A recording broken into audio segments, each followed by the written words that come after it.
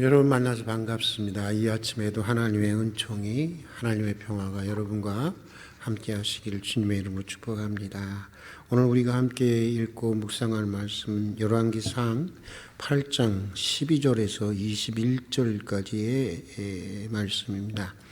이 말씀은 솔로몬이 성전을 건축한 이후에 하나님께 아뢰었던 그런 말씀입니다.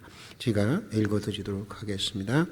그때 솔로몬이 이르되 여호와께서 캄캄한 데 계시겠다 말씀하셨사오나 내가 참으로 주를 위하여 계실 성전을 건축하였사오니 주께서 영원히 계실 처소로 소이다 하고 얼굴을 돌이켜 이스라엘의 온 회중을 위하여 축복하니 그때 이스라엘 온 회중이 서 있더라. 왕이 이르되 이스라엘의 하나님 여호와를 송축할지로다.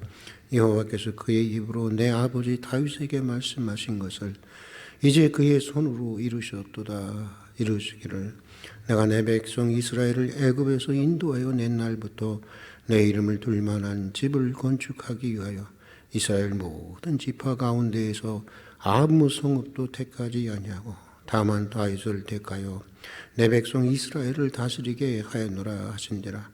내 아버지 다윗이 이스라엘의 하나님 여호와의 이름을 위하여 성전을 건축할 마음이 있었더니 여호와께서 내 아버지 다윗에게 이르시되 내가 내 이름을 위하여 성전을 건축할 마음이 있으니 이 마음이 내게 있는 것이 좋도다.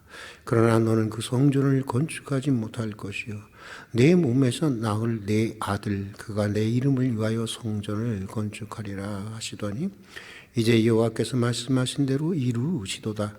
내가 여호와께서 말씀하신 대로 내 아버지 다윗을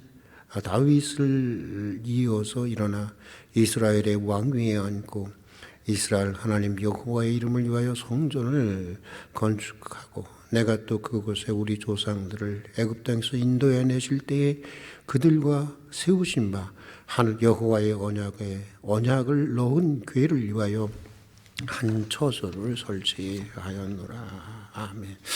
신학대학을 다니던 때 어느 교수님에게 들었던 이야기입니다. 우리 학교의 한 여학생이 여신원이라고 하는 그런 기관이 있었는데 그곳에 입학을 해서 교회 전도사가 되기 위해서 열심히 공부를 했다는 것입니다. 그러다가 어느 해인가 겨울 가난하고 몸이 허약한 학생이었는데 추운 자취방에서 학기말 시험을 치르려고 밤새 공부하다가 그만 쓰러졌는데 바로 세상을 뜨고 말았다는 것입니다. 그 학생이 죽은 후 너무 허탈하고 도대체 이 학생의 삶에는 어떤 의미가 있는 것인가? 그리고 어떤 평가가 가능한 것인가? 자기가 전하려고 했던 이 복음을 전하지도 못하고 그냥 공부만 하다가 쓰러져 죽었는데 하면서 교수님 매우 혼란스러워했던 적이 있다고 합니다. 사실 제가 신학을 공부할 때도 이런 학생들이 여러 있었습니다. 제 후배 중 하나는 장신대 신대원을 1등으로 졸업하고 외국 유학을 꿈꾸면서 공부하고 있었는데 어느 날 그냥 자다가 하나님의 부르심을 받게 되었습니다. 대학원 동기 중에는 박사 학위를 받고 성균관대 교수로 전임 강사를 이제 교수라고 하는데 그때부터를 전임 강사로 임명되었다는 통보를 받고 난 후 얼마 되지 않아서 암 말기 판정을 받고 원자병원에 입원해서 몇 개월 동안 방사선 치료를 받다가 하나님의 부르심을 받게 되었습니다.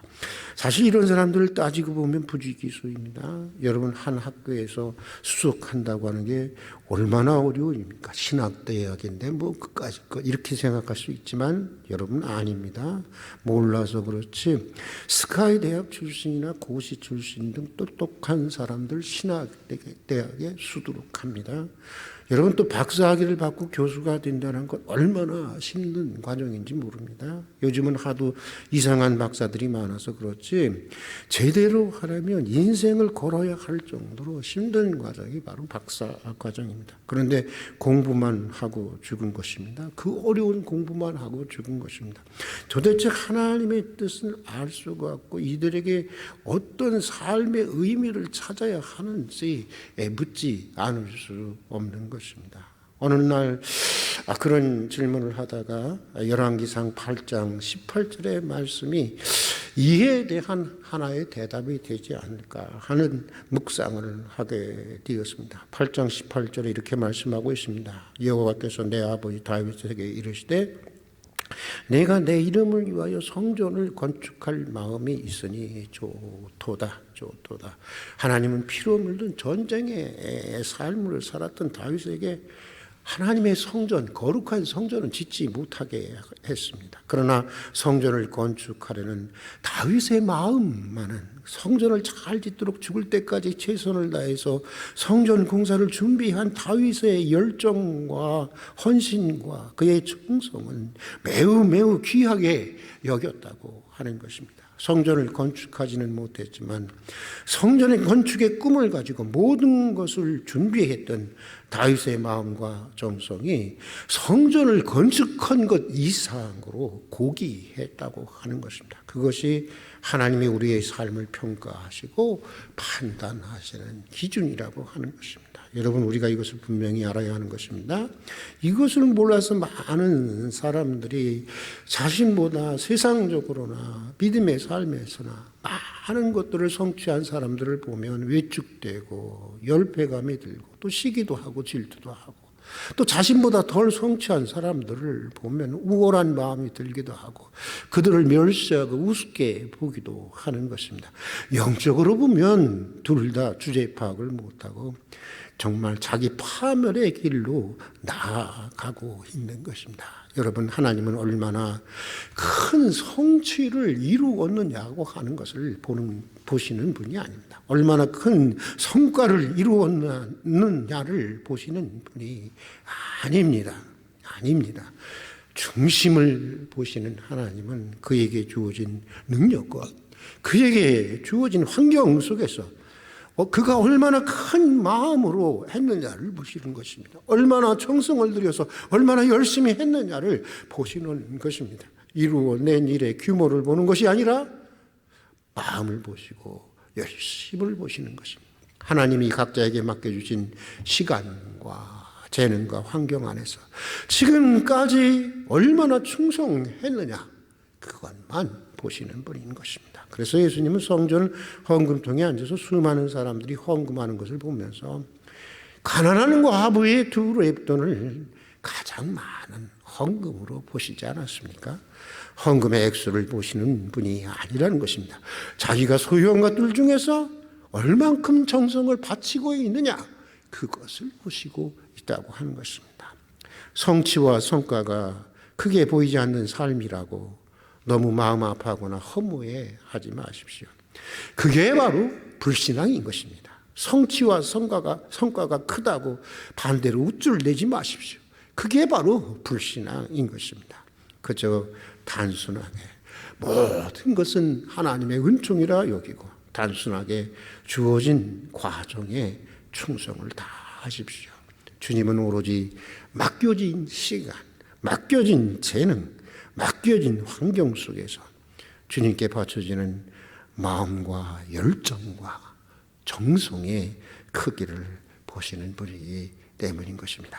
함께 기도하겠습니다. 성취와 성과의 규모가 아니라 마음과 열정을 보시는 주님이시기에 감사를 드립니다. 큰 성취를 이룰 수 있는 능력도 없고 큰 성과를 이룰 수 있는 환경이 아니라도 낙심하지 않게 해주시옵소서. 그 반대에도 우쭐대지 않게 해주시옵소서. 단순하게 그저 주어진 과정에 충성을 다하게 해주시옵소서. 예수님 이름으로 기도드립니다. 아멘.